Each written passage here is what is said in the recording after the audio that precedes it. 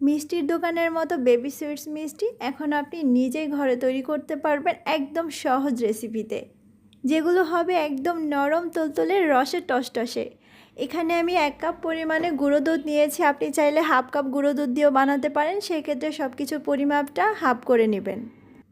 ময়দা আছে এখানে 4 টেবিল চামচ, বেকিং পাউডার আছে হাফ চা চামচের একটু কম। অনেকে বেকিং পাউডারটা বেশি দিয়ে ফেলেন, এতে করে কি হয় মিষ্টিটা বেশি নরম হয়ে ফেটে যায়, ভেঙে যায়। 1 কাপ গুঁড়ো দুধের জন্য আপনি হাফ চা চামচ পর্যন্ত দিতে পারেন, হাফ চা চামচের একটু কমও দিলে অসুবিধা নেই, তবে বেশি দিতে যাবেন না।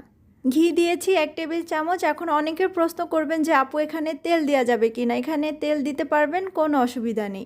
এবার সব কিছু হাতের সাহায্যে একটু ডলে ডলে মাখিয়ে নিচ্ছি। ঘি দিলে কি হয় একটা রিচ ফ্লেভার পাওয়া যায়, তাছাড়া আর কিছুই না। এখানে এবার লিকুইড দিতে হবে। লিকুইড হিসেবে আপনি এখানে ডিম দিতে পারেন, তরল দুধ দিতে পারেন, এমনকি পানিও দিতে পারেন। আমি এখানে তরল দুধ দিচ্ছি। পরিমাণ মতো লিকুইড দিয়ে এবার মাখিয়ে নিতে হবে। বেশ আঠালো চিপচিপে করে কিন্তু মাখাতে হবে। এটা যদি আপনি শক্ত করে মাখাতে যান তাহলে কিন্তু একটু পরেই দেখবেন এটা আরও শক্ত হয়ে যাবে। আমি শুধুমাত্র হাতটা ধুয়ে মুছে আসতে যতক্ষণ সময় লাগে ততক্ষণ এটা রেস্টে রেখে দিয়েছি এবং এরই মাঝে এটা একদম সেট হয়ে গিয়েছে। আপনি যদি দেখেন যে এটা একটু বেশি টাইট হয়ে গিয়েছে, আপনি সেক্ষেত্রে আরেকটু লিকুইড যোগ করে দিতে পারবেন, অসুবিধা নেই। তবে টাইট করে বানাবেন না, সেক্ষেত্রে আপনি যখন এটা শেপ দিতে যাবেন তখন দেখবেন যে এটা গায়ে ফাটল ধরে যাচ্ছে, তখন কিন্তু মিষ্টিগুলো ভালো হবে না, শক্ত হবে বা ফেটে যাবে। বানানোর সময় হাতে সামান্য তেল বা ঘি মাখিয়ে নেবেন। অনেক সময় হয় না আপনি একা হাতে মিষ্টি বানাচ্ছেন, অনেকগুলো মিষ্টি শেপ আপনি ছোট ছোট করে দিচ্ছেন, সেক্ষেত্রে দেরি হয়ে গেল এবং শেষের দিকে একটু টাইট হয়ে গেল, সেক্ষেত্রে আপনি আরেকটু লিকুইড যোগ করে দিতে পারেন, অসুবিধা নেই। যখন দেখবেন যে মিষ্টির গায়ে ফাটল ধরেছে তার মানে বুঝতে হবে যে এগুলোতে লিকুইডের পরিমাণটা একটু কম হয়ে গিয়েছে, সেক্ষেত্রে আপনি আরেকটু লিকুইড যোগ করে দিবেন। এভাবে করে কিন্তু মিষ্টি বানিয়ে রেখে দেওয়া যাবে না, সঙ্গে সঙ্গে আমাদেরকে ভাজতে চলে যেতে হবে। এখানে আমি একদম ঠান্ডা তেলের মাঝে মিষ্টিগুলো ছেড়ে দিচ্ছি। আপনি চাইলে একদম হালকা কুসুম গরম তেলে দিতে পারেন, এমনকি ঠান্ডা তেলেও দিতে পারেন, কিন্তু বেশি গরম তেলে কিন্তু মিষ্টি দেওয়া যাবে না।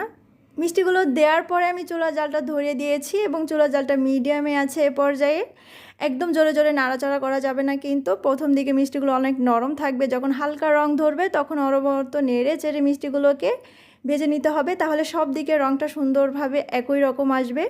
গোল্ডেন রং করে কিছু মিষ্টি আমি তুলে রাখছি। এরপরে চুলার জালটা আরেকটু বাড়িয়ে দিয়ে আরেকটু গাঢ় রং করে আরও কিছুটা মিষ্টি তুলে রাখছি। এ পর্যায়ে কিন্তু আর বেশি সময় নিয়ে মিষ্টি ভাজা যাবে না, তাহলে মিষ্টিগুলো শক্ত হয়ে যাবে, একদমই ভিতরে শিরা ঢুকতে চাইবে না। শেষের দিকে চুলার জালটা বাড়িয়ে দিয়েই রংটা গাঢ় করে তারপরে ভেজে তুলে নিয়েছি। এরকম 3-4 ধাপে আমি মিষ্টিগুলো তুলে নিয়েছি।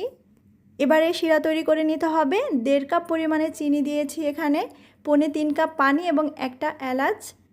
এবারে চিনি গলে যাওয়া পর্যন্ত জাল করে নেব এবং শিরায় বলক আসলে মিষ্টিগুলো দিয়ে দিচ্ছি। মিষ্টিগুলো দেওয়ার পরে চুলার জালটা মিডিয়াম এবং লোয়ের মাঝামাঝিতে রেখে একটা ঢাকনা দিয়ে ঢেকে দিতে হবে।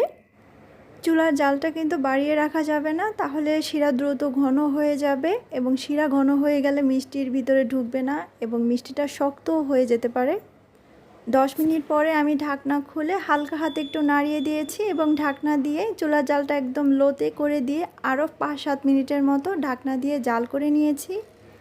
অর্থাৎ টোটাল আমার সময় লেগেছে 15 থেকে 20 মিনিটের মতো এবং চুলার জালটা একদম লোতে ছিল। এরপরে চুলাটা অফ করে ঢাকনা দিয়ে ঢেকে ঠান্ডা হওয়ার পরে আপনি পরিবেশন করতে পারেন। আর খুব বেশি খেতে ইচ্ছে হলে আপনি গরম গরমই খেতে পারেন, কোনো অসুবিধা নেই। দেখুন মিষ্টিগুলো রস খেয়ে কেমন টুসটুসে হয়ে গিয়েছে। যে কোনো প্রশ্ন থাকলে আপনি কমেন্টে জানান, আমি ইনশাল্লাহ উত্তর দেওয়ার চেষ্টা করব।